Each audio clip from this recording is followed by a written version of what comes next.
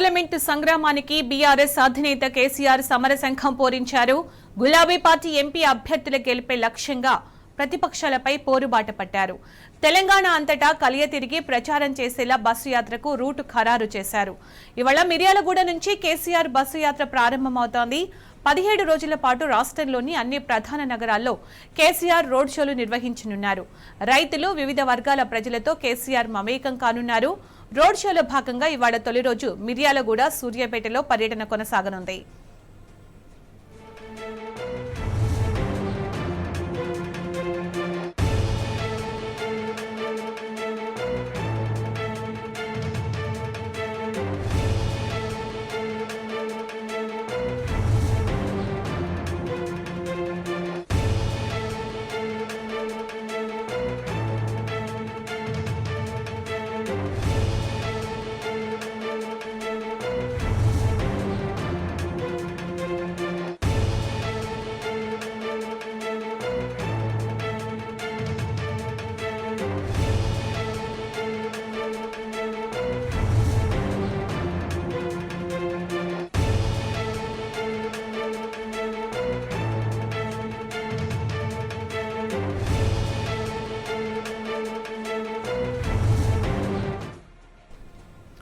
మరి కాసేపట్లో తెలంగాణ భవన్ నుంచి కేసీఆర్ బస్ యాత్ర ప్రారంభం కానుంది. దీనికి సంబంధించిన పూర్తి సమాచారం మా ప్రతినిధి లివిల్ అందిస్తారు. లివిల్, సునీత, మరి కాసేపట్లో నందినగర్ నివాసం నుంచి తెలంగాణ భవన్ కు చేరుకున్నారు బీఆర్ఎస్ అధినేత కల్వకుంట్ల చంద్రశేఖరరావు.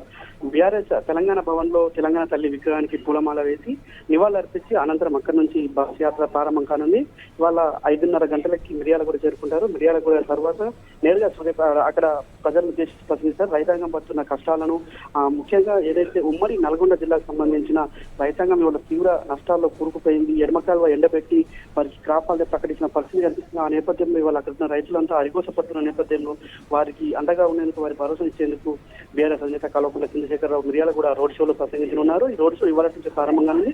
ఆ తర్వాత 7:30 గంటలకి సూర్యాపేటకు చేరుకుంటారు. సూర్యాపేటలో రోడ్ షో ఉంటుంది. సూర్యాపేట సంబంధించి కూడా ఇప్పటికే గతంలో గోదావరి, కాళేశ్వరం నీళ్లు ఏ విధంగా ఉంది, ఇవాళ ఆనాటి తెలంగాణ ప్రభుత్వంలో ఏ విధంగా రైతులు పంటలు పండించుకుంటే పచ్చడి పైరుతో పసవిల్లిన తెలంగాణ వల్ల ఎక్కడ చూసిన నెరవబారిన నేలలు మనకు కనిపిస్తున్నాయి. తుంగతుర్తి కావచ్చు, సూర్యాపేట కావచ్చు, అన్నిటికీ ఆ రైతాంగం అంతా ఎదుర్కొంటున్న బాధలు, వారి కష్టాలను పంచుకొని ఉన్నారు. వారితో అక్కడ వారి సమస్యలపై ప్రసంగించున్నారు. అంతేకాకుండా మార్గ మధ్యంలో స్థానిక సమస్యలకు అనుగుణంగా స్థానిక సమస్యల ఇబ్బందులకు రైతులు కావచ్చు, తెలంగాణ ప్రజానికం, నల్గొండ ప్రజలు పడుతున్న ఇబ్బందుల నేపథ్యంలో అక్కడ కూడా ఆగి వారితో ప్రసంగించనున్నారు. వారికి అండగా ఉండేందుకు భరోసా ఉన్నారు. ఇప్పటికే రైతు పోరుబాట బట్టి తెలంగాణ రైతాంగానికి అండగా నిలిచిన బీఆర్ఎస్ అధినేత కేసీఆర్ వాళ్ళ ఎక్కడ చూసినా వరి ధాన్యం కొనలేక అగ్గుకి అమ్ముకున్న పరిస్థితి కనిపిస్తుంది. ఈ నేపథ్యంలో అక్కడ రైతాంగానికి కూడా వరి ధాన్యం కొనుగోలు చేసే విధంగా, ప్రభుత్వమే కొనుగోలు చేసే విధంగా, వారి మెడలు వంచే విధంగా కూడా ఒక డిమాండ్ చేయనున్నారు. అంతేకాకుండా ఇవాళ కృష్ణా జలాల వాటా అప్పనంగా ఆంధ్రప్రదేశ్ అప్పచెప్పిన తీరును కూడా ఎన్నగట్టనున్నారు. ఇవాళ కేఆర్ఎంబీకి ఏదైతే అప్పచెప్పారో అవన్నీ కూడా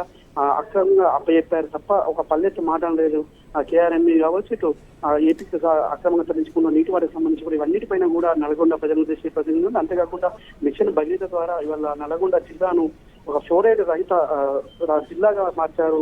మొదటగా మిషన్ భగీరథ ప్రతి ఇంటికి నీళ్ళు అందించిన ఘనత నాటి ముఖ్యమంత్రి బీఆర్ఎస్ అధినేత కేసీఆర్ కి దక్కింది. కానీ వల్ల ఎక్కడ చూసినా నీళ్లు లేక ఇబ్బందులు పడుతున్నారు. మళ్ళా ఫ్లోరైడ్ వస్తూనేమో ఉన్న భయాందోళనలో ఉన్న వారికి కూడా మరింత భరోసా ఇచ్చేందుకు, వారి ధైర్యంగా ఉండేందుకు కూడా ఈ బస్ యాత్రకు సంబంధించి కూడా రూపకల్పన చేయనున్నారు. రైట్ లివిల్, థ్యాంక్ యూ.